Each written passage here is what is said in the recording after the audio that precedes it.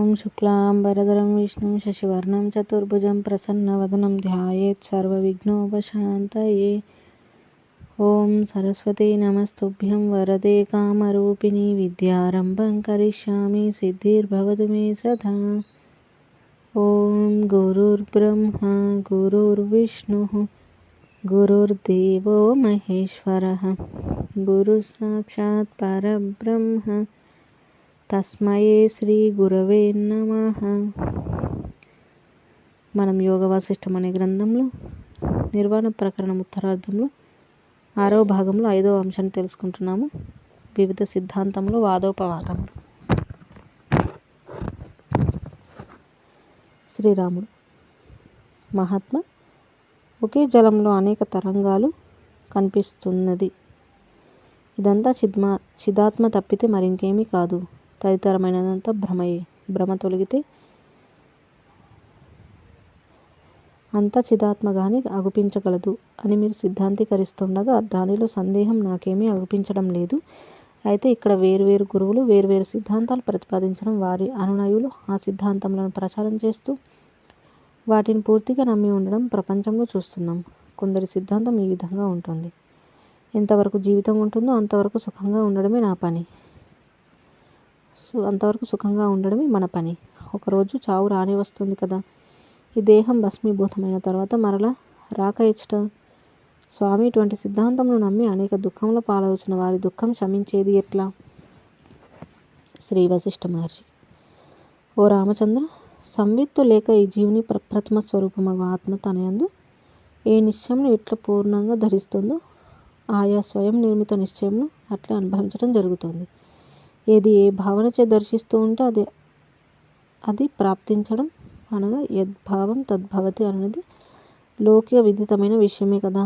చిదాకాశం ఆకాశం వలె సర్వవ్యాపకమై శాంతమై ఉన్నది. ఒకటి జీవుడు వేరు, దేవుడు వేరు. జీవుడు వేరు, మానవ జాతి తదితర జాతులు వేరు. ఇటువంటి ద్వైతము. 2 జీవుడు దేహంతో పుడతాడు, దేహంతో ఉంటాడు. దేహంతో అంతం, అంతకుముందు ఏమీ లేదు, ఆ తర్వాత ఏమీ లేదు అనేది అభిప్రాయం. 3 వేదాంతవాదుల యొక్క అనుభవమునకు సుస్పష్టమవుతున్న అద్వైతానుభూతికి ఇదంతా కూడా చిదాకాశమే అయి ఉన్నది. చిదాకాశ జగన్నాటక చమత్కారమే. సృష్టికి పూర్వం మహాప్రళయ స్థితిలో బ్రహ్మమునకు వేరుగా ఏదీ ఎక్కడా లేదు. అట్టి బ్రహ్మమునకు వేరుగా కారణం లేదు. కాబట్టి అకారణమగు బ్రహ్మమే అన్ని రూపాలుగాను అన్ని భావాలుగాను వ్యాపించి ఉన్నది. మహాప్రళయం అనగా సమస్త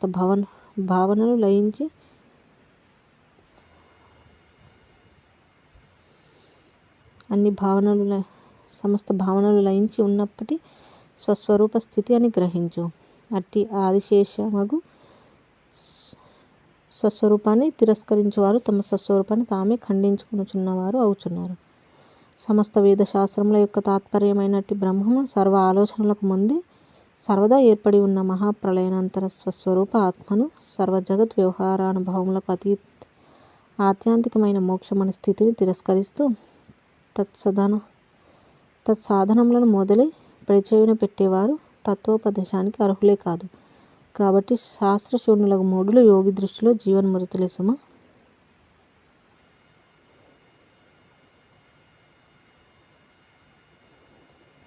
ఈ జనులు 3 రకాలుగా విభజించవచ్చు.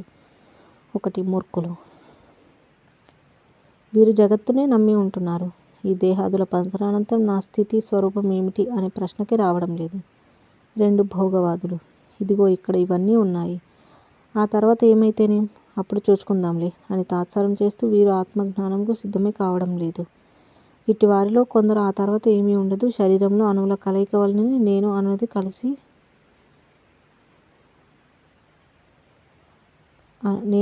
కనిపిస్తోంది.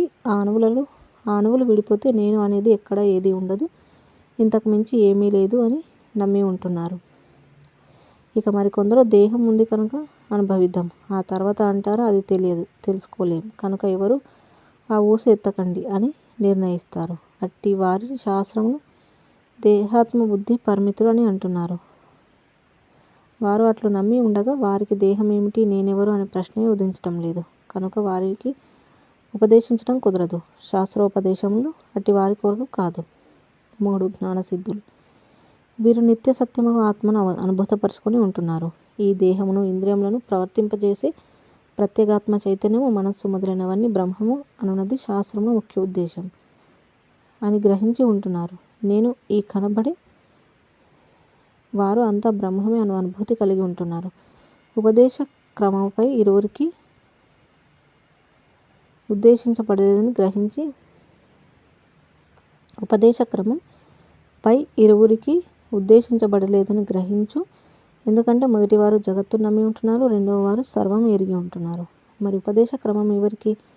ఎవరైతే నేనెవరు, ఈ దేహం ఏమిటి, ఈ జగత్ ఎట్టిది, సత్యం ఏమిటి, నేను అనుభవించబడేది, ఈ మూడు దేనిపై ఆధారపడి వర్తిస్తున్నాయి, ఈ రూపమైన అనుమానములు ఉదయించి ఉన్నాయి, అట్టి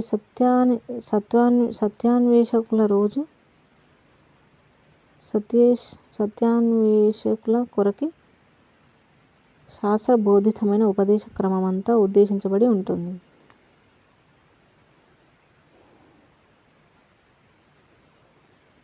శ్రీరాముడు. వశిష్ఠ మహర్షి: సర్వులు సంవిత్ స్వరూపాలే కదా, అయితే ఒక్కొక్క జీవుడు ఒక్కొక్క తీరైన నమ్మిక, భావన, అనుభవంతో ఉంటున్నాడు. ఇదంతా ఎందుకు జరుగుతోంది? శ్రీ వశిష్ఠ మహర్షి: నిత్యము నిరంజనము అయిన సంవిత్తు అంతఃకరణమున ఏ విధంగా ఉదయిస్తుందో అది ఆ విధంగానే అక్కడ అనుభవిస్తోంది. అట్టి అనుభవం ఈ దేహం ఉన్నప్పుడు లేనప్పుడు కూడా అట్లే అంతఃకరణానుసారమే ఉంటుంది. ఈ ప్రతి జీవుడు 3 స్వరూపాలు సర్వదా కలిగియే ఉంటున్నాడు. ఒకటి ఈ దేహ స్వరూపము, 2 అంతఃకరణ స్వరూపము, 3 ఆత్మస్వరూపము. ఈ 3 స్వరూపాలలో మొదటి 2 కూడా ఆపాదితము, బ్రహ్మాత్మకము, అసత్యము. ఏ ఇద్దరు జీవులలో అయినా మనకు కనిపించేదంతా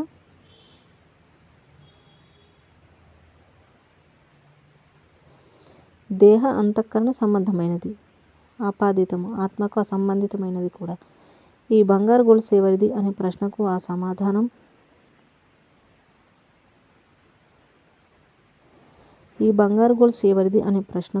ఆ సమాధానమునకు బంగారంతో ఏమి సంబంధం? ఇక ఆత్మస్వరూపము అందరి జీవులలోనూ ఏకరూపమైనది కాబట్టి ఏకము, సర్వదా ఏర్పడి ఉండేదే కనుక నిత్యము, ప్రత్యక్షము పరోక్షం కాదు కాబట్టి అపరోక్షము. దేహము అంతఃకరణాల ఉనికి లేములచే సంకల్పముచే ఏది ఎట్లు సత్యమని భావిస్తే అది అట్లే పొందుచున్నది. కాబట్టి సత్య సంకల్ప దేహ మనోబుద్ధులకు సంబంధించిన సర్వ విషయములచే సర్వదా స్పృశించబడకయే ఉంటుంది. కనుక దానికి సుఖ దుఃఖ ప్రభావం ఉండదు.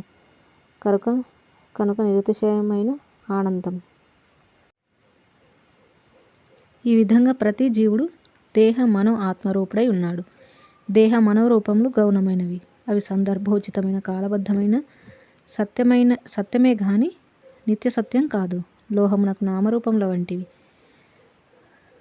బంగారు ఆభరణంలో ఆభరణ రూపము, ఆభరణ నామము ఆపాదితములే కదా. అందలి బంగారు లోహత్వం మాత్రం నిత్యమైనది. అట్లాగే ప్రతి ఒక్కనిలోనూ ఆత్మతత్వం అనునిత్యమై ఉండగా ఇక దేహ అంతఃకరణాదులు ఆపాదితములైనవి. ఏ జీవుడైతే ఆనంద స్వరూపమగు ఆత్మకు విరుద్ధంగా అంతఃకరణ వృత్తిచే నేను దుఃఖిని అని దృఢంగా నిశ్చయించుకొని ఉంటాడు, అతడు అట్టి భావంతోటే తన్మయుడై అవశ్యం దుఃఖము మొదలైనవి అనుభవించుచు ఆత్మ యొక్క ప్రతిభను ఏమర్చుచున్నాడు. ఈ జగత్తు చిదాకాంశం యొక్క స్ఫురణ మాత్రమే అని గ్రహించి నిశ్చయించుకున్న వారికి కూటస్థము అద్వయమగు అట్టి చిదాకాశం వలన దుఃఖానుభవం ఎట్లా కలుగుతుంది చెప్పు? ధూళి ఆకాశంలో అంటుతుందా? స్వప్నాంతర్గత విశేషాలు స్వప్నద్రష్టను సృష్టించగలవా? అట్లాగే జాగ్రత్త అంతర్గత విశేషాలు జ్ఞానిని స్పృశించలేవు. సత్తు అసత్తు అనబడే సత్పదార్థ అసత్పదార్థములు ఆబాల గోపాలం విదితమైనది. సంవిత్తు సత్యమా అసత్యమా అని కొందరు మీమాంస చేసుకుంటున్నారు. కొందరు దేహమే సత్యం, ఆ తర్వాత అంతకుముందు ఇంకే సత్యము లేదని బోధిస్తున్నారు. మరికొందరు పురుషుడే సత్యం, జీవుడు సత్యం కాదు అంటున్నాడు. అనగా పరమాత్మే సత్యం, జీవాత్మ సత్యం కాదు అని అంటున్నారు. ఇంకొందరు అందులో మీమాంసకులు ఈ జీవుడే సత్యం, మరి ఇంకేమీ ఎక్కడా లేదు అంటున్నాడు. ఎవరు ఎలా ప్రతిపాదించిన అందరి వాదనల యొక్క అభిష్టము నిర్మల స్వరూపమగు ఆత్మేనని మాచే గమనించబడుచున్నది. ఆ సంవిత్తు ఎట్లా ఎరుగుచున్నదో అట్లే సంవిత్ స్వరూపుడగు జీవుడు జగత్తు యొక్క అనుభవం పొందుచున్నాడు. సంవిత్తు సత్యమని అనిన అసత్యమని అనిన మొత్తం మీద సంవిత్తు యొక్క స్వకల్పన మాత్రం చేతనే ఈ భూ పాతాల స్వర్గ నరకాది దేహాదులన్నీ అనుభవానికి వస్తున్నాయి. ఆత్మ దేనిని ఎట్లు నిశ్చయిస్తే అది అట్లే అనుభవానికి సత్యమై ప్రాప్తిస్తుంది. స్వప్నంలో కనిపించేదంతా స్వప్నద్రష్ట యొక్క నిశ్చయం నుండి బయలువెడలిన అనుభవ పరంపరయి అవటమే ఇక్కడ మనకు దృష్టాంతము. అయినా ఆ స్వప్న దృశ్యము ఎక్కడి నుండి వచ్చి అక్కడ కనిపిస్తుందని అనుకుంటున్నాడే గాని ఆ స్వప్న దృశ్యమున అంతఃకరణ కల్పన విభాగంలో నుంచి వచ్చిన స్ఫురణ మాత్రమే అని అనుకోవడం లేదు కదా. అట్లాగే జాగ్రత్తగా పొందబడేదంతా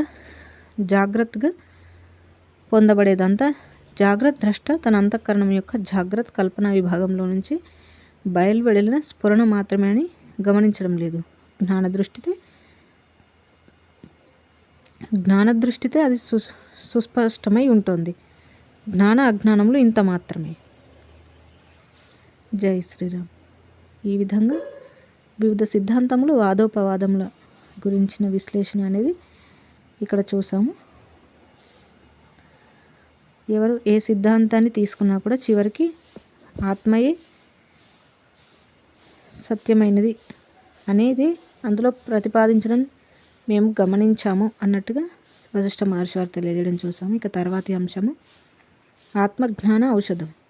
శ్రీ వశిష్ఠ మహర్షి ఈ ప్రపంచంలో ద్వైతం, అద్వైతం, విశిష్ట అద్వైతం, నాస్తికత్వం, దేహాత్మవాదం మొదలైన అనేక సిద్ధాంతాలు అవి ప్రబోధించే గురువులు ఉన్నారు కదా. అయితే ఆ వివిధ శాస్త్రాల ప్రామాణ్యాలన్నీ సంవిత్తు వలననే ప్రతిష్ఠితం అవుచున్నాయి. సంవిత్తే సర్వులకు పురుషార్థ హేతువై ఉన్నదని గమనించబడుతోంది. అందుచేత సంవిత్తే సర్వవాదుల సిద్ధాంతములను ఉపశమింపజేస్తోంది. అట్టి సంవిత్తు యొక్క అద్వైతవాద సిద్ధాంతమే సర్వ సిద్ధాంతముల యొక్క శిరోమణి అని మా ఉద్దేశం. సంవిత్తు అనగా జీవుడు, అతని అభిరుచి. సత్ అనగా ఉనికి, విత్ అనగా ఎరుక. ఇక తదితర సిద్ధాంతములు అంటావా, ఏ అవిద్య స్వస్వరూపాన్ని ఏమర్పింపజేస్తుందో ఆ అవిద్య సర్వవాదుల సంకల్పాలకు అనుకూలంగా పరిణామం పొందినదవుచున్నది. క్రమంగా వారి వారి అనుభవం వారి వారి నిశ్చయానుసారం అర్ధక్రియ యందు ప్రవృత్తమవుచున్నది. అదే మరొకప్పుడు బోధితమై నిష్కలంకమైన చిదాకాశమును సంతరించుకొని మోక్షభాగిని అవుచున్నది. వేదములు ప్రతిపాదిస్తున్న తత్వం సోహం జీవో బ్రహ్మేతి నాపరః శివోహం ఇత్యాది మహావాక్యములే ఈ మన ఇన్ని రోజుల సంవాదమునకు ప్రమాణం. శ్రీరాముడు ఈ అవిద్య ఎట్లా పరిణమిస్తోంది? దానికి అంతు ఉండదా? శ్రీ వశిష్ఠ మహర్షి అవిద్య గాని అద్దాని ప్రయుక్తమైనట్టి విక్షేప సంవిత్తు గాని తనంతట తానుగా తొలగేదేమీ కాదు. అది స్వర్గ పశు పుత్రాదులకు సంబంధించిన ఇచ్చలు నెరవేరినంత మాత్రం చేత తరిగేది కాదు. రసాయన మంత్ర ఔషధాలు మొదలైన ద్రవ్యముల సముపార్జనచే ఉపశమించదు. పవిత్ర దేశ కాలం నందలి స్నానదులచే కానీ ఆయా తదితర తీర్థయాత్రాది కార్యక్రమములచే కూడా తొలగదు. మరి ఆత్మజ్ఞానం చేత మాత్రమే ఆ అవిద్య తొలగగలదు. ఆత్మజ్ఞానంచే ఆ అవిద్య సంపూర్ణంగా నశించగలదు. ఇక ఆపై ఇది మరెన్నడూ ఉదయించదు. ఒకవేళ అది ఉదయించినా మరల అది తొలగడానికి జ్ఞానమే శరణ్యమై ఉన్నది. సంవిత్తే ఈ సర్వదేహులలోని జీవుడు అయి ఉన్నది. అట్టి ఈ జీవుడు ఏ ప్రకారంగా దృఢంగా భావిస్తున్నాడో ఆ ప్రకారంగా సుఖవంతుడిగాను దుఃఖవంతుడిగాను అగుచున్నాడు. అట్టి జీవుని రూపంగా కనిపిస్తున్న సంవిత్ యొక్క యథార్థమగు ప్రత్యేగాత్మ స్వరూపం ఎరగబడటం చేత మాత్రమే సంసార బంధనం మొదలంట ఛేదించబడగలదు. కాబట్టి అట్టి ప్రత్యేగాత్మయే ముముక్షులందరికీ శరణ్యం. అది లేకపోతే ఈ జగత్తునందు శిలవలే మూకత్వం అంధకారం మాత్రమే శేషిస్తోంది. మనుజుడు గాఢ నిద్ర వలన జడత్వం పొందుచున్నాడు చూచావా. అట్లే స్వభావ సిద్ధము స్వప్రకాశం అయి ఉండి కూడా జ్ఞప్తి రూపమగు ప్రత్యేగాత్మ సంవిత్తు స్వకీయ అజ్ఞానం చేతనే ఈ దృశ్య ప్రపంచాన్ని పొందుచున్నది. అందుచేత సంవిత్తే లేకపోతే అనుభవం అనునది ఉండదు. కాబట్టి జగత్తు అనబడేది ఎవరికి? శ్రీరాముడు. మహాత్మ కొందరు ఇటువంటి అభిప్రాయాలు కలిగి ఉంటున్నారు. ఈ ప్రపంచం దశ దిశలలోనూ అంతం లేదు, ప్రారంభం లేదు, ముగింపు లేదు. కాబట్టి ఈ జగత్తు నాశరహితమైనది. దీనికి ముందు ఎట్టి భావన మొదలైనవి ఏమీ లేవు. ఈ జగత్తుకు ముందేమీ లేదు, తర్వాత ఏమీ ఉండదు. దీని తర్వాత ఎటువంటి భావన ఉండదు. ఈ జగత్తు యొక్క అత్యంత భావన అనబడు మోక్షము మొదలైనవి లేవు. ఈ జగత్తు వేరుగా ఎక్కడ ఏది మరొక సత్యం లేదు. జీవుడు జగత్తులో జలబుద్భుదం వలె జన్మించి నశిస్తున్నాడు. జగత్తు ఆవల జీవునికి ఉనికి లేదు. అటువంటి నమ్మిక కలిగి ఉన్న మనుషుని సంసార సాగరం శమించడానికి ఎటువంటి ముక్తి అవసరమో దానిని మా జ్ఞానాభివృద్ధి కొరకై ప్రవచించండి. శ్రీ వశిష్ఠ మహర్షి: నీ ఈ ప్రశ్నకు ప్రత్యుత్తరం ఇంతకుముందే చెప్పి ఉన్నాను. వేదం తెలియబడు దాని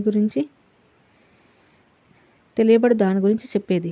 వేదాంత విభాగం తెలుసుకునే వాని గురించి తెలిపేది. ప్రతి దేహంలోనూ దేహిగా ఉంటున్నట్టు తెలుసుకొనుచున్నవాడు గురించి చెప్పేదే వేదాంత శాస్త్రం కదా. అదే అధ్యాత్మ శాస్త్రం అని, భౌమ విద్య అని, ఆత్మవిద్య అని శాస్త్ర ప్రతీతి కలదు. శాస్త్రంపై విశ్వాసం ఉంటేనే ఏ శాస్త్రమైనా ఎవరికైనా బోధించగలం. శాస్త్రంపై కానీ తనపై కానీ విశ్వాసం లేని వారికి శాస్త్రం బోధించలేదు. అట్లాగే ఆత్మవిద్య లేక వేదాంత శాస్త్రంపై విశ్వాసం లేకుంటే బోధించడం కుదిరేది కాదు. నీవు అడిగినట్లు ఆయా వాదుల దుఃఖోపశమనం గురించి ఇక్కడ చెప్పుకుందాం. నీవు చెప్పిన వివిధ భావముల గల వారి గురించి కొంత విభజన చేసి కొన్ని విషయాలు చెప్పుకుందాం. వివిధ భావికులు: 1. దేహత్ అతిరిక్త చేతనాత్మవాది. కదిలించేది చైతన్యం, కదిలించబడేది దేహం. ఈ దేహం జడం, దీనికి వేరైన చైతన్యం ఉన్నది. అట్టి చైతన్యం అనుభవించడానికి, గ్రహించడానికి ఈ దేహమే అడ్డు అవుచున్నది. 2. నిత్య సూక్ష్మ దేహాత్మవాది. ఈ జీవుని దేహరూపం వాస్తవం కాదు. ఇతనికి మరొక దేహం ఉన్నది, అదే సూక్ష్మదేహం. సూక్ష్మదేహం నిత్యమైనది, ఈ భౌతిక దేహం అనిత్యమైనది. అనిత్యమైన భౌతిక దేహం అధిగమించి నిత్యమైన సూక్ష్మదేహ భావనను సంతరించుకోవడమే జీవిత లక్ష్యం. 3. స్థూల దేహాత్మవాది. కనబడే స్థూలదేహం వదిలి ఎవరికి కనబడని సూక్ష్మదేహం ఏదో ఉందని అనడం తప్పు. జీవుడు అనగా దేహమే. దేహం తర్వాత దేహి లేడు, ఇంకేమీ లేదు. 4. శుద్ధ సంవిదాత్మవాది. ప్రతి జీవుడు శుద్ధ సంవిత్ ఆత్మస్వరూపుడే అను నిశ్చయమును పెంపొందించుకోవడమే జన్మాదుల సార్థకం. సత్ అంటే ఉనికి, నేను ఉన్నాను అని కదా అనే అనుభూతి. విత్ అంటే ఎరుక, ఆత్మ అనగా స్వస్వరూపము, దేహి. 5. అజ్ఞానావృత సంవిదాత్మవాది. శాస్త్రములు చెప్పే విధి విధానములు, సద్గుణాశ్రయము మొదలైనవి జీవుని తన యొక్క శుద్ధ సంవిత్ ఆత్మస్వరూపాన్ని సుస్పష్టపరచుకోవడానికి ఉపకరించే సహకారిక ఉపాయములు. అవి ఈ సాధకుడు ఉద్దేశించి ఉండాలి. అజ్ఞానం తొలగాలి. అది తొలగితేనే జీవునికి తన శుద్ధ సంవిత్ ఆత్మస్వరూపం సుస్పష్టమవుతుంది అను ప్రయత్నంలో ఇతడు సంశుద్ధి పొంది అజ్ఞానం అనేది తొలగించుకుంటున్నాడు. ఇతడు సంశుద్ధి పొంది అజ్ఞానం తొలగించుకుంటున్నాడు. 6. సంవిత్ అపలాపి. సంవిత్ అనేదేది లేదు, అటువంటిది ఒకటి ఉన్నది అని తలచడమే భ్రమ. ఇట్లా ఆయా వాదములు చేయువారు ఉన్నారు. దేహత్ అతిరిక్త చేతనాత్మవాది క్రమంగా మరికొంత విచారణాదులచే ఆత్మతత్వమును తప్పక అనుభూతపరచుకోగలడు. ఎందుకంటే ఈ దేహాది అకార రూపం ఉపాధి యొక్క భావన విలయంచే క్రమక్రమంగా అతడు పరమాత్మతోటి ఏకీభావమును పొందుతాడు. ఇందులో సంశయం లేదు. ఇక నిత్య సూక్ష్మ దేహవాది అంటావా? నాశవంతమగు స్థూలదేహంను నమ్మి ఇదే నేను అని అనుకుంటే దుఃఖం కానీ, నాశరహితమగు సూక్ష్మదేహమే నేను అని తలచినప్పుడు ఇక దుఃఖమేమున్నది? కాబట్టి క్రమంగా అతడు కూడా మరికొంత ప్రబోధితుడే వాస్తవమగు ఆత్మతత్వమును అతి త్వరగా పుణికిపుచ్చుకోగలడు. ఇక స్థూల దేహాత్మవాది అంటావా? ఆయన అవయవ సహితమగు పదార్థం నశిస్తుందనే న్యాయమును ఇంకా విచారణ చేయలేదు. అవయవముల కంటే ముందే ఉండి అవయవములను నియామకం చేసే తన యొక్క స్వరూప విభాగం ఇంకనూ తగినంతగా పరిశీలించలేదు. కానీ కాలక్రమంగా అతడు కూడా ఎప్పుడో అవయవములు, అవయవ వినాశనం, అవయవ ఉత్పన్నం అనే విశేషాలు విచారణ చేయడం జరుగుతుంది. ఎప్పుడైనా ఎక్కడైనా సత్యం సర్వమును జయిస్తోంది కదా. దేహ వినాశనం అనే మార్గంలో విచారణ కావించుచుండగా అతనికి కూడా దేహమునకు భిన్నంగా దేహి అనే ఆత్మ ఉన్నది అనే చేతనాత్మ బుద్ధి జనించగలదు. కాబట్టి అతడు చెడిపోవచ్చున్నాడే అని నిరుత్సాహంగానే అతని పట్ల అయిష్టతగానే ఉండవలసిన అవసరం ఏది జ్ఞానికి అగుపించదు. శుద్ధ సంవిదాత్మవాది విషయానికి వస్తే ఈ కనబడే ప్రతి జీవుడు వాస్తవానికి శుద్ధ సంవిత్ స్వరూపుడే అనే విషయం ఎరిగి ఉన్నవాడు జ్ఞాని. ఇంకనూ నిర్మల బుద్ధి సంపాదించుకోకపోవడం చేత అట్లు ఎరగనివాడు అజ్ఞాని. జ్ఞాని అజ్ఞాని కూడా సర్వదా నిర్మలాత్మ స్వరూపులే కానీ మరి ఇంకేమీ కాదు అని నిర్ణయించుకొని ఉన్నవాడు సర్వదా సర్వత్రా ఈ జగత్తును ఒక లీలగా గాంచుతూ ఉంటాడు. ఆ తర్వాత క్రమంగా మమాత్మ సర్వభూతాత్మ, నా స్వరూపమే తదితర సర్వజగత్ జీవాదులు అను సర్వాత్మతత్వం సంతరించుకొని అనిర్వచనీయ ఆత్మానందం అనుభవించగలడు. ఇక అజ్ఞానావృత సంవిధాత్మ అంటావా? అతని సంవిత్తు ఇంకా తత్వజ్ఞానంచే తగినంతగా శుద్ధం చేయబడలేదు, ఇంకనూ కలుషితమయ్యే ఉన్నది. అందుచేత దేహం ఉన్నప్పుడు లేనప్పుడు కూడా అతని పట్ల సంసారం అవశ్యం కొనసాగుతూనే ఉంటుంది. అయినా పర్వాలేదు, ఒక్కొక్క జన్మలో ఆయా సాధనల ద్వారా సంవిత్తు శుద్ధమవుతుండగా క్రమక్రమంగానూ కాకతాళీయంగానూ అత్యున్నతమైన పరమార్థ జ్ఞానం వికసించగలదు. కనుక అతడు ఒకప్పుడు శ్రేయమును గాంచుచున్నాడు. బుర్ర పదను పెడుచున్న కొలది అందరిది సద్గతియే కానున్నది. శ్రీరాముడు: మహాత్మ, మరణానంతరం ఇక ఏమీ ఉండదు. ఆత్మ అని గాని సంవిత్తు అనబడినది కానీ ఏమీ ఉండదు.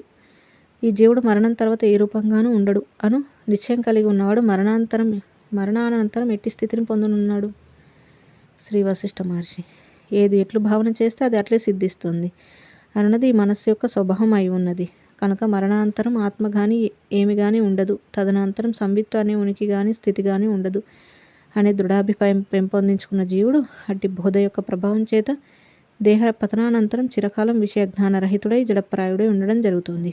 జీవిత పర్యంతం దృఢపడినట్టే అట్టి నేను లేను అను ఆత్మ తిరస్కారపూర్వకమైన జడాత్మక జ్ఞానంచే గాఢ సుషుప్తి సదృశమైన ఈ మృత్యు స్థితిని మోక్షంగా గాంచుతూ ఉంటారు. కొందరి సిద్ధాంతం ప్రకారం నైయాయకులు ముక్తి అనగా అట్టి విషయరహితము గాఢ సుషుప్తావస్థ మాత్రమే. అయితే నిరతిశయానంద అనుభవరూపమగు శ్రేయమును వారు గమనించటమే లేదని మేము భావిస్తున్నాము. మరికొందరు శుద్ధ సంవిత్ రూపమగు ఆత్మ అనేది అసంభవం, అటువంటిది ఏదీ లేదు, ఉండజాలదు అని శూన్యవాదులు కూడా దేహ పతనానంతరం జడస్వరూపులై మహాతపస్సుచే ఆవరించబడిన వారై దుర్భేద్యమైన అంధకార బంధురత్వం పొందుచున్నారు.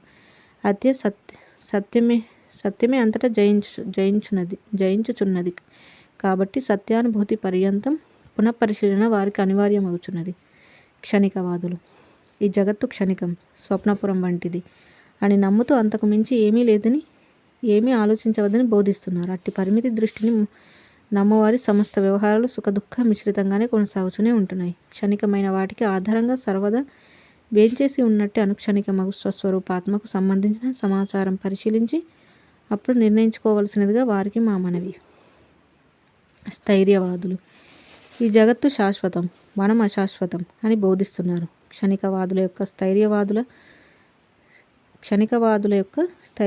యొక్క సుఖదుఖములు సమానంగానే ఉంటున్నాయి. ఎందుకంటే ఉభయులకు జగత్ వ్యవహార బుద్ధి ఉన్నంత వరకు పదార్థములు స్థిరం అనుకుంటే ఏమున్నది, అస్థిరం అనుకుంటే ఏమున్నది, రెండు ఒకటే అగుచున్నది. స్వస్వరూపం యొక్క స్థిరత్వం గమనించండి అని వారికి గుర్తు చేస్తున్నాం. శ్రీరాముడు: మహర్షి, జ్ఞానుల దృష్టిలో ఈ పృథ్వీ మొదలైన పంచభూతాత్మకమైన స్థూల పదార్థములు, సూక్ష్మ పంచభూతములు,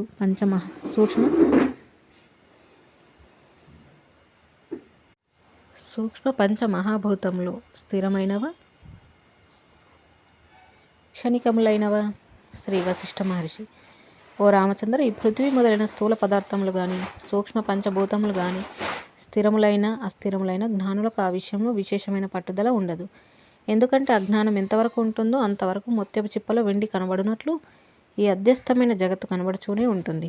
ఈ ముత్యపు చిప్పలో వెండి ఎప్పుడు బయలుదేరింది, ఏ మార్గంలో వచ్చి ఇక్కడున్నది అనే వాగ్వివాదాలన్నీ ముత్యపు చిప్పలో వెండి ఏదో ఉన్నదని నమ్మేవారికే ఉంటాయి. ముత్యపు చిప్పలో వెండి ఉండజాలదు, వెండి వలె కనిపించేది వెండి కాదు అని గ్రహించిన తర్వాత ఇక ఎక్కడి నుండి వచ్చింది, ఎందుకు వచ్చింది, ఎప్పుడు వచ్చింది అనే వాదోపవాదాలు ఏముంటాయి? జ్ఞానులకు ఈ సమస్తం కూడా అధిష్టానమగు చైతన్యం యొక్క ప్రకాశమే అయి ఉన్నది. సంవిత్ ఏ క్షణంలోనూ క్షణికం కాదు. ఈ కాలరూపాసత్యగు క్షణికం అనబడేది, దేశరూపాసత్యగు జడత్వం అనబడేది సంవిత్ యొక్క అనుభవంలోని ఒకానొక విభాగం మాత్రమే. అందుచేత కాలంను దేశమును అంగీకరించి అవి క్షణికమా అనుక్షణికమా అని వాదోపవాదములు చేసేవారితో ఆత్మజ్ఞులకు సంభాషణ కుదిరేది కాదు. వేదాంత ప్రవచనం. చైతన్యం యథాతథంగా ఉంటూ ఉండగా దాని యొక్క వివర్త రూపమే ఈ జగత్తు అని ఎంచువారు పురుషులలో ఉత్తములు, వందనీయులు కూడా. అట్లా కాకుండా శరీరాదుల నుండి అట్టి శరీరాదులు వికారంచే చైతన్యం ఏర్పడుతుంది అని తలచువారితో వాదోపవాదములు చేసి కాలం వృధా చేసుకోవడం వల్ల ఏం ప్రయోజనం? చిద్రూపుడు సర్వజీవుల బీజభూతుడు అయినా హిరణ్య గర్భుడు జీవుల గుంపుల వలె ఒప్పుచున్న ఈ సర్వజీవరాశుల రూపంను స్వయంగా ధరిస్తున్నాడు. నీళ్లతో నిండుగా ఉన్న పాత్రలో గల క్రిమిజీవులు అటు ఇటు పరిభ్రమిస్తాయి చూచావా? అట్లాగే ఆ చిద్రూపుడగు హిరణ్య గర్భుడు సృష్టి అనే పాత్ర జలంలో అనేక రూపాలు ధరించి పైకి క్రిందికి ప్రక్కలకు పరిభ్రమిస్తున్నాడు. అనగా హిరణ్య గర్భుడు అనబడే చిదాబానునిచే ఈ వివిధ జీవుల సృష్టి సమిష్టి రూప కర్తృత్వం అనబడేదంతా తనలో ఈ సృష్టి రూపంగా ఎరగబడుచున్నది.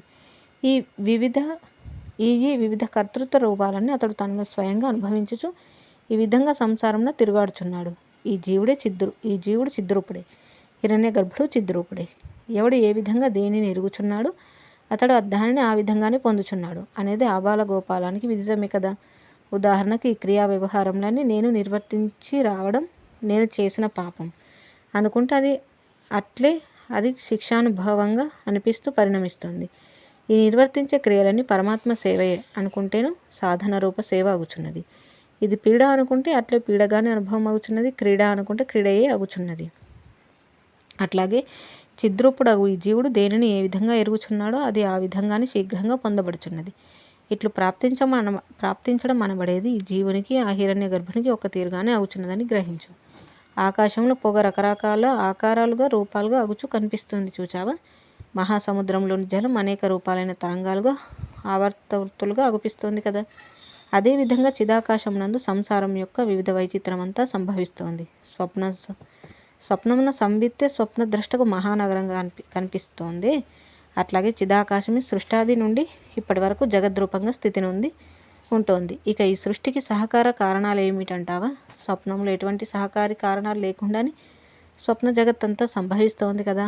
అట్లాగే సృష్టాది అందరి జగత్ స్థితులు ఈ పృథ్వీ మొదలైన పంచభూతాలన్నీ ఎటువంటి సహకారి కారణాలు లేకుండానే సంభవిస్తున్నాయి. స్వప్నంలో ఇల్లు, వాకిలి, సంఘటనలు మొదలైనవన్నీ అనుభవమవుతున్నట్లే ఈ జగత్తు అనే స్వప్న నగరంలో ఇవన్నీ పరిపుష్టమై పొందబడుచున్నాయి.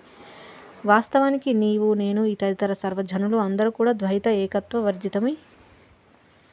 ఏకత్వ వర్జితమైన చిదాకాశ రూపాలే అయి ఉన్నాయి. అట్టి చిదాకాశమునకు మరొక దోషాపహరణము మొదలైనవి ఎక్కడుంటాయి? ఏదేది భావిస్తుందో భావించబడుతుందో అదంతా చిదాకాశమే అయి ఉన్నది. మనమంతా ఏది అయి ఉన్నామో అట్టి చిదాకాశము త్రివిధ తాపరహితమై ఆహ్లాద భరితమై అంతటా నలువైపులా పూరించి ఉన్నది. అట్టి చిదాకాశ ప్రకాశం యొక్క ఒకానొక స్ఫురణే ఈ జగత్తు. సృష్టికి పూర్వం చిదాకాశమే ఉన్నది. ప్రళయానంతరం కూడా చిదాకాశమే ఉండటం జరుగుతోంది. మధ్యలో కనిపించే ఈ సృష్టి చిదాకాశమే అయి ఉన్నది. బ్రహ్మమే ఇట్లు నిజ చైతన్యం యొక్క పరిచ్ఛిన్న అపరిచ్ఛిన్న రూపములచే వికాస సంకోచముల ద్వారా స్వయముగా స్వప్నం వల్ల ఈ జగద్రూపంగా ఉదయించడం అస్తమించడం నిర్వర్తిస్తోంది. అందుచేత బ్రహ్మపదమును పొందిన మహాత్ములు శరత్కాల ఆకాశంలాగా నిర్మల చైతన్య రూపమును సంతరించుకుని వర్తిస్తూ ఉంటారు. అందుకు భిన్నమైన దృశ్య రూపము పొందకై క్రీడిస్తూ ఉంటారు.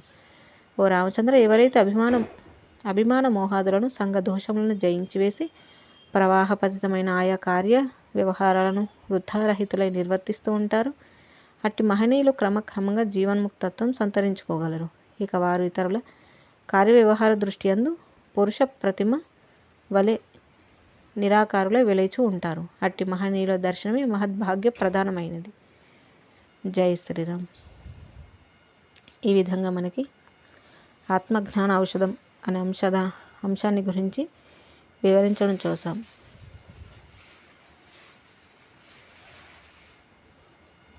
ఇక తర్వాతి అంశం 7, సర్వత్ర సమదర్శన ప్రయోజనం. శ్రీ వశిష్ఠ మహర్షి: ఓ రామచంద్ర, సర్వత్రా చిన్మాత్రమే ఆవరించి ఉన్నది అని మనం ఇప్పటికి అనేకసార్లు సిద్ధాంతీకరించుకొని ఉన్నాం కదా. ఈ పురుషుడు స్వయంగా చిన్మాత్రమే అయి ఉన్నాడు. అట్టి చిన్మాత్రమే నానా విధ కల్పితములకు సుదీర్ఘ క్షణిక రూపంగాను భయ శోకాది రూపాలుగా కూడా స్థితి నొంది ఉంటుంది. చిన్మాత్రము తప్ప అన్యంగా ఎక్కడా ఏదీ లేదు. ఉండజాలదు. సర్వభావాలు శుద్ధ చిన్మాత్రం యొక్క విభూతులే సుమ. అట్టి చిన్మాత్ర చైతన్యము ఆకాశం కంటే కూడా అత్యంత సూక్ష్మమైనది. ఇక ద్రష్ట, దృశ్యం మొదలైనవన్నీ దానిని యొక్క వివర్త రూపములు మాత్రమే. మరిక గ్రహణము త్యాజ్యం అనే బుద్ధి వ్యవహారం అంతా ఎక్కడున్నది? వేరువేరు సిద్ధాంతములు అసంగము. క్షణిక జ్ఞానవాదులు. వీరి సిద్ధాంతం ప్రకారం ఈ జగత్తు క్షణక్షణం ఏదో మార్పు చెందుతూనే ఉన్నది కనుక అనుక్షణిక పరిణామ స్వరూపి అయిన ఈ జగత్తుని ఎవరు ఇది ఇట్టిది మాత్రమే అని చెప్పటానికి వీలే లేదు. వీరి సిద్ధాంతం ప్రకారం మనం చూసినా కూడా ఈ జగత్తు సర్వదా క్షణక్షణం నిర్విషయమే అయి ఉన్నది కదా. కాబట్టి ఇక రాగద్వేషాలకు తావు ఎక్కడిది? వారు సంవిత్తు నిత్యమని ఒప్పుకోవడం లేదు కనుక క్షణికవాదం ప్రకారం కూడా అసంగమే ప్రబోధించబడుతోంది కదా. జగత్ స్వప్న సిద్ధాంతం. స్వప్నం అనేది ఆ స్వప్న ద్రష్ట యొక్క వివర్త రూపమే కదా. అట్లాగే చిదాకాశం యొక్క వివర్త రూపమే ఈ జగత్తు అని మనం చెప్పుకుంటూ వస్తున్నాం. ఈ విధంగా చిదాకాశ స్వప్న సదృశ జగత్ అనే అభిప్రాయం అనుసరించి కూడా ఈ జగత్తులో ఇష్టంలో ఉండవలసిన పనేమి? స్వప్నంలో కనిపించే వస్తువులు స్వప్నాంతంలో మటుమాయమవుతాయి కదా. తప్పకుండా మటుమాయమయ్యే వస్తువుల గురించి దుఃఖించి ఏం ప్రయోజనం? కనుక ఈ సిద్ధాంతం అనుసరించి కూడా ఈ జగత్తు పట్ల అసంగమే ఉచితం. అను సంయోగ వియోగ మాత్ర జగత్. ఇదే విధంగా జగత్తు అణువుల కలయిక మాత్రమే అని నమ్మేవారు కూడా అణువుల సంయోగ వియోగం ఈ జగత్తు యొక్క ఉనికి లేముల పట్ల అసంగమే ఉచితమని ఉద్దేశిస్తున్నట్లు మాకు అనిపిస్తోంది. ఏ విధంగా చూసినా ఈ జగత్తు పట్ల అసంగమే ఉచితం. ఇది త్యజించబడతగినది, ఇది గ్రహించవలసినది అనే రూపంగా గల ఏ వికల్ప ధ్యాస కనిపిస్తుందో అది కూడా చిదాకాశమే ఆ విధంగా గాంచుచున్నది అనున్నదే మా ఉద్దేశం, అవగాహన కూడా. అనగా నిర్మలమగు చిదాకాశమునందు ఈ జగత్తు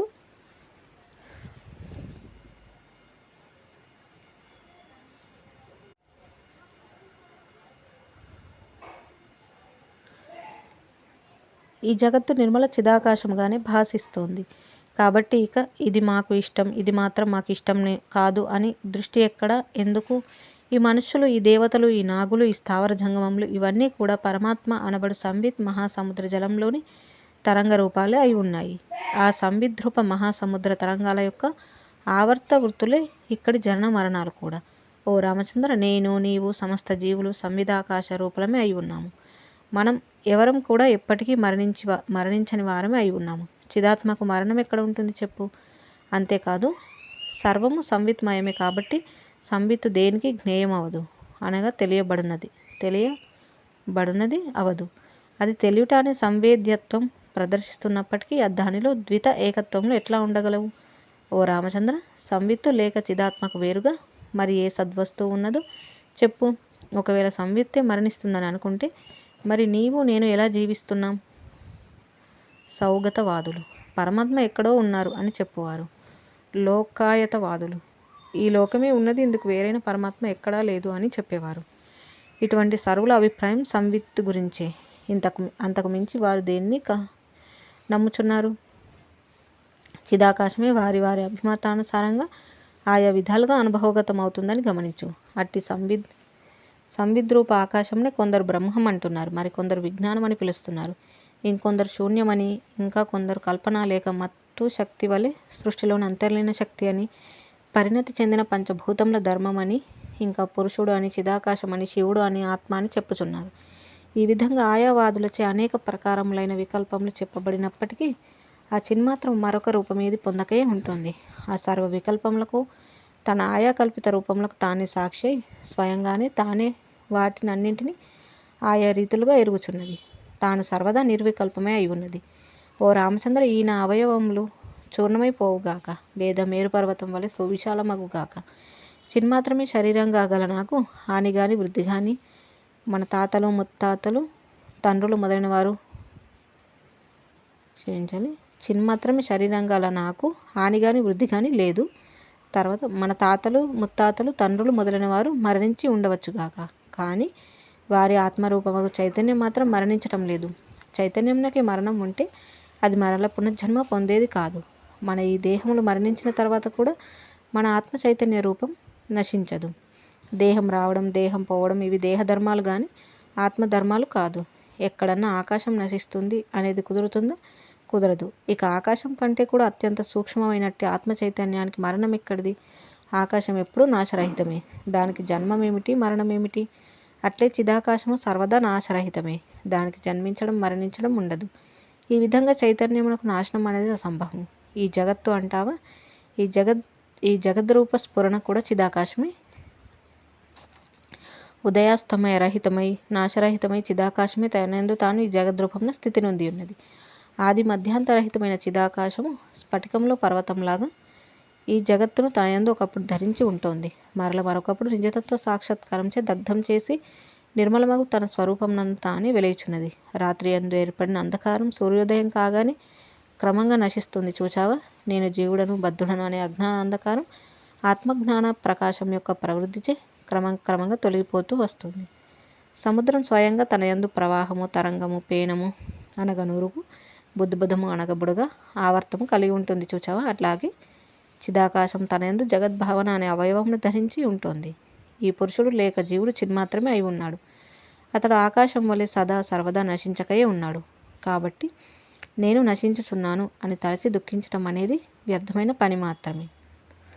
శ్రీరాముడు: ఈ జనులకు మరి శోకం ఉండకుండేది ఎట్లా? మృత్యుభీతి తొలగేది ఎట్లా? శ్రీ వశిష్ఠ మహర్షి: ఓ జనులారా, ఈ నా మాటలు శ్రద్ధగా వినండి. నాయనలారా, మరణం అనేది శిథిల దేహం త్యజించడానికి, నూతన దేహం ధరించడానికి కారణభూతం అవుతోంది కదా. అందుచేత మరణం నూతనమైన ఉత్సవమే అవుతోంది. మరి ఇంకా మూఢత్వం చేత కాకపోతే శిథిల దేహం తొలగుచున్నప్పుడు సంతోషించాలి కానీ ఈ జనులు దుఃఖిస్తున్నారేమిటి? ఈ దేహం పోతే మరల దేహం రాదేమో అని అందుకని దుఃఖిస్తున్నాం అని ఎవరైనా అంటారా? ఒకవేళ మరణానంతరం మరల జన్మయే లేదంటే అది ఇంకా మంచిది. అప్పుడు మహత్తరమైన పురుషార్థం చేకూరినట్లే అవుతుంది. ఎందుకంటే అప్పుడు ఈ ఉత్పత్తి, నాశన, భావ, అభావ, గ్రహణ, త్యాగ మొదలైన రూపాలుగా ఉండే సంసారం అనే రోగం ఉపశమించినట్లే కదా. కాబట్టి మరణానంతరం దేహం వస్తుంది అన్నా, లేక ఇక దేహమే సంభవించదు అని తలచిన ఉభయత్ర దుఃఖమునకు కారణమే లేదు. ఈ విధంగా ఈ జనన మరణములు సత్యమే అనుకున్నప్పుడు కూడా అది దుఃఖించడానికి విషయమే కాకుండా ఉంటుంది. ఎందుకంటే నూతన దేహం రావడం మంచిదే, లేక అసలు దేహమే ఉండకపోవడం మంచిది. ఇక ఈ దేహ సంబంధమైన అల్పార్థమును ప్రక్కకు పెట్టి పరమార్థమునకు వస్తే ఈ జీవుడు దేహిగా జీవితం పొందడం లేదు, మరణం పొందడం లేదు. దేహం వస్తున్నప్పుడు పోతున్నప్పుడు కూడా అతడు దేహిగా యథాతథంగానే ఉంటున్నాడు. కనుక పరమార్థమును చూస్తే సుఖము లేదు, దుఃఖము లేదు. చిదాకాశమే ఈ అన్నిటి రూపంగాను విజృంభిస్తోంది సుమ. ఓ రామచంద్ర, ఇప్పుడు మనం జీవన్ మరణముల గురించి చెప్పుకున్నది మరొకసారి సమీక్షించి చెప్తాను విను. మరణించిన తర్వాత మళ్ళీ దేహం లభిస్తుందని అనుకుంటే అది నూతన ఉత్సాహమే అవుతుంది. ఎందుకంటే శిథిలమైన దేహం నశించడమే మరణం కాబట్టి అది పరమసుఖమే కదా. అత్యంత నాశనమే మరణం. ఆ తర్వాత దేహం లేదు అనగా పునర్జన్మ లేదు అని అనుకుంటే అప్పుడు ఎటువంటి పరిశ్రమ లేకుండానే సంసార రోగం ఉపశమించినదే అవుచున్నది. శరీరం నశిస్తే మరల శరీరం కలగకపోతే సంసారమే తొలగినదవుచున్నది. కాబట్టి ఎంతో సంతోషించవలసిన విషయమే. కాదండి, మాకు మరల శరీరం వస్తుందేమో అని అనుకుంటే అది నూతన దేహం కాబట్టి అది కూడా ఉత్సవంతో సమానమే. ఏ రకంగా చూసినా మరణం దుఃఖార్హం కాదు. శ్రీరాముడు: హే మహర్షి, మీరు చెప్పింది యుక్తియుక్తమే. అయితే మేము ఏవేవో పొరపాట్లు చేశాం, అందుచేత మాకు నరకం ప్రాప్తిస్తుందేమో అని కొందరు జనులు మృత్యువు పట్ల భయం కలిగి ఉంటున్నారు. శ్రీ వశిష్ఠ మహర్షి చిరునవ్వుతూ: ఓహో, అట్లాగా. దుష్కర్మలచే మరణానంతరం నరకాదులు ప్రాప్తిస్తాయని ఏ భయం కలదో అటువంటి భయం జీవించి ఉన్నప్పుడు కూడా రాజదండన మొదలైన వాటి పట్ల ప్రాప్తిస్తూనే ఉన్నది కదా. అందుచేత ఓ జనులారా, ఇహపర శ్రేయస్సును సిద్ధింపజేసుకోవాలనుకుంటే దుష్కర్మలను ఆచరించకుండా ఉండండి. దుష్కర్మల ఫలితం జీవించి ఉన్నా మరణించినా దాని అనుభవం అనివార్యం. జీవించి ఉన్నందుకు ప్రయోజనంగా ఉత్తమ కర్మలు ఆచరించండి. అంతేగాని మరణం గురించి భయపడవలసినదేమున్నది? ఓయి జీవుడా, నేను చచ్చిపోతాను, ఇక చావు తప్పదు అని పలుకుతావేమయ్యా? చిదాకాశ స్వరూపుడగు నేను ఈ దేహ పతనానంతరం కూడా ఉండియే తీరుతాను, ఎల్లప్పటికీ ఉంటాను అని ఎందుకు అనుకోవయ్యా? పరమార్థంలో నీకు జనన మరణములు కానీ ఉత్పత్తి నాశనములు కానీ స్వస్వరూపం దృష్ట్యా లేనే లేవు. అంతా కూడా సర్వదా చిదాకాశమే అయి ఉన్నది. ఆ చిదాకాశం తనయందు తానే జగత్తు రూపంగాను, జన్మ జీవన మృత్యు పునర్జన్మల రూపంగాను వివర్త భావంను ఇక్కడ క్రీడవలే పొందడం జరుగుతుంది. ఓ రామచంద్ర, నీవు చిదాకాశ మాత్రుడవే గాని ఈ దేహం కాదు, మరొక దేహం కాదు. అట్లే తదితర సర్వజీవులు కూడా. ఇదే ఆత్మజ్ఞానం. ఈ విధంగా ఆత్మజ్ఞానం సంపాదించుకొని ఇక వాటిపై మమకార రహితుడవై తిను త్రాగు ప్రపంచ వ్యవహారాలు ఏవైతే ఉన్నాయో అవి నీవు అనుకున్నట్లే నిర్వర్తించు. ఆకాశ కోశం వలె నిర్మలమైన చిదాత్మయ స్వరూపంగా గల నీయందు ఇచ్ఛాదులకు చోటు ఎక్కడిదయ్యా? వాస్తవానికి భవ్యుడు నిర్భయుడు అగు ఆత్మజ్ఞాని కాకతాళీయంగా వాటంతట అవి వచ్చిపడి దేశకాలానుగతమైన ఆయా శబ్ద స్పర్శాది లోక వ్యవహారములను నిర్లిప్తంగా ప్రశాంతంగా నిర్వికారంగా ఉంటూ అనుభవిస్తున్నాడు. మధ్య మధ్యలో దేశకాలానుగతంగా వచ్చి దుర్భిక్షము, క్షోభ మొదలైన ఈ ప్రాపంచిక దోషములను క్రీడలు సానుకూల ప్రతికూల సందర్భముల వలె దర్శిస్తున్నాడు. వికల్పంలో లేనట్టి సమాధిని అవతరించిన బుద్ధి కలవాడై ఈ జగద్ విషయములనన్నింటినీ అంతరంగంలో అధిగమించి ఉన్నవాడే ఉత్తమ బుద్ధితో నిశ్చితంగా ఈ లోకంలో సంచరిస్తున్నాడు. అట్టి తత్వజ్ఞుడు మరణచే దుఃఖం పొందడు, జీవితంచే సుఖమును పొందడు, దేనిని వాంఛించడు, ద్వేషించడు, సర్వదా వాసనారహితుడై ఉంటున్నాడు.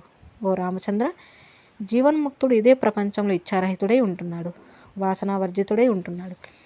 ఇక్కడి జనన మరణాది సర్వ సంఘటనలకు శిథిలమైన గడ్డిపరకతో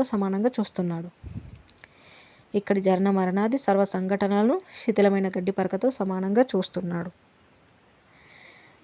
ఆ విదిత వేద్యుడు అనగా తెలుసుకోవలసినది తెలుసుకొని ఉన్నవాడు భయరహితుడై ఒక పర్వతంలాగా ఈ ప్రపంచంలో నిశ్చలంగా వసిస్తున్నాడు.